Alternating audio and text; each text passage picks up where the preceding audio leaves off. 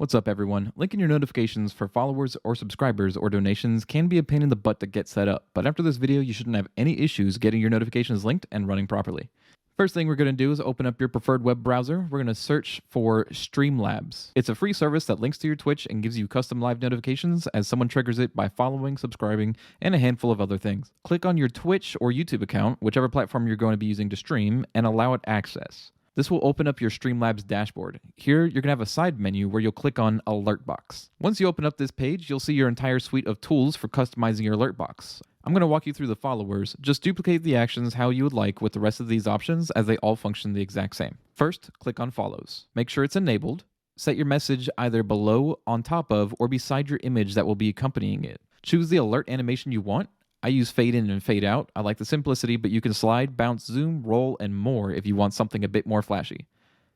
Choose your text animation next. They're self-explanatory, but you can always save at the bottom of the screen and test it at the top to view the adjustments live. For images, they have a lot of stock options, but you can upload your own GIFs or WebM files to use. They also have a library of sounds to pick from, or you can upload your own WAV files. Next, choose the volume of your notification. It does get quite loud, so I have mine set around 20%, and it is plenty. Start low and go high. Trust me on this one.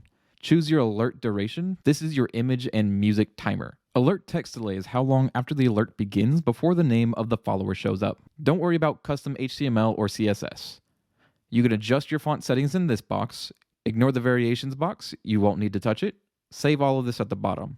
Now you're done creating your notifications, but don't leave the web page yet. Scroll to the top of this page and copy the widget URL. Now leave this page open on another tab and go to OBS. Now that we're in OBS, we're going to be adding your notification to your scene. Hit the plus sign at the bottom of your sources panel. Add a browser source. Name it notifications or whatever your preference is. Paste the URL that you copied into the URL spot. Leave everything else alone and hit OK. Your notifications need to be above any screen capture sources that you have in the list so that it displays on top of them. Think about it literally. If it's on top of your list, it's on top of all of your images. Now you can move the box for your notifications wherever you like on your screen. If you want it in the middle, on the right, left, however you want to go about it. Go to the Streamlabs website that you still have open and hit Test Follow. On OBS, your notifications should play visually and audibly for your stream, verifying that you've done everything correctly. And now that you're actually done, enjoy your streaming. If you found this video helpful, please click the thumbs up below and subscribe to my channel to help the algorithm discover my content.